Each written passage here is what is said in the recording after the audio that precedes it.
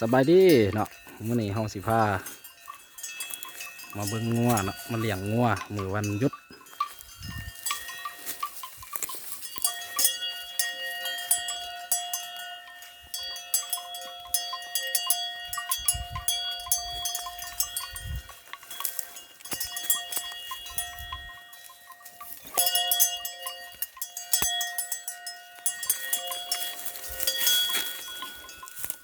อ่ะ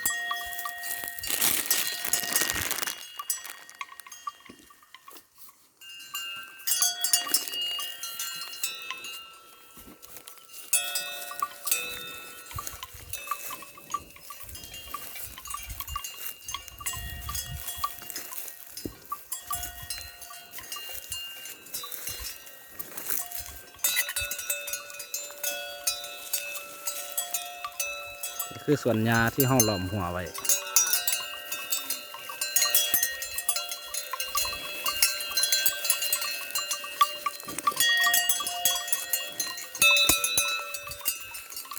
เดี๋ยว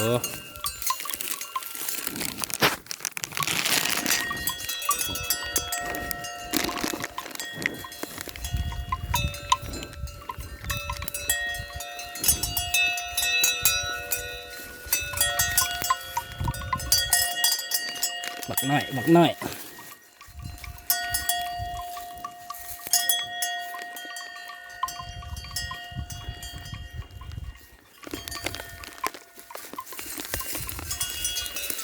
นี่คือแม่เฒ่าแม่พันธุ์เนาะ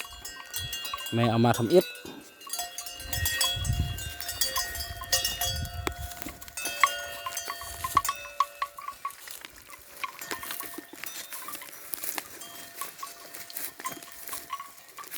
ไหนเอาฮะ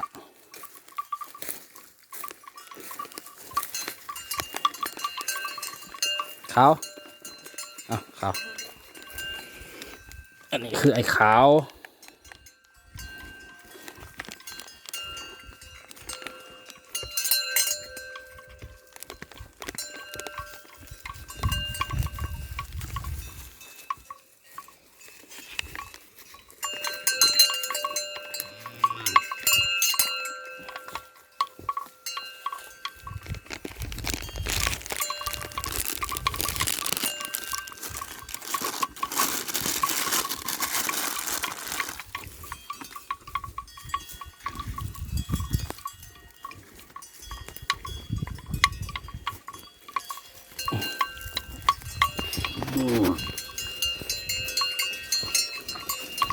คือนี่คือหนองทัดเนาะหนองทัดไอ้ขาวนี่เนาะ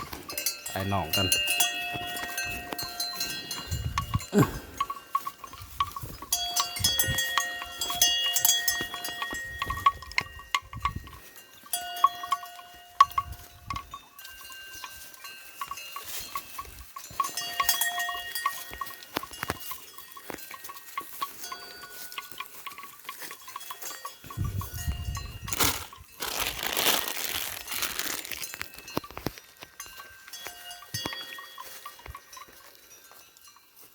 วันนี้ถือว่ามาครบ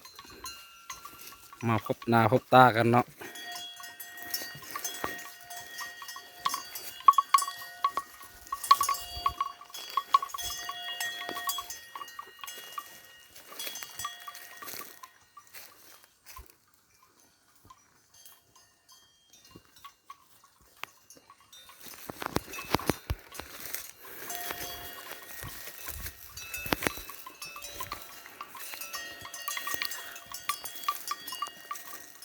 เมื่อหนามาไทยให้เบิ่งไหม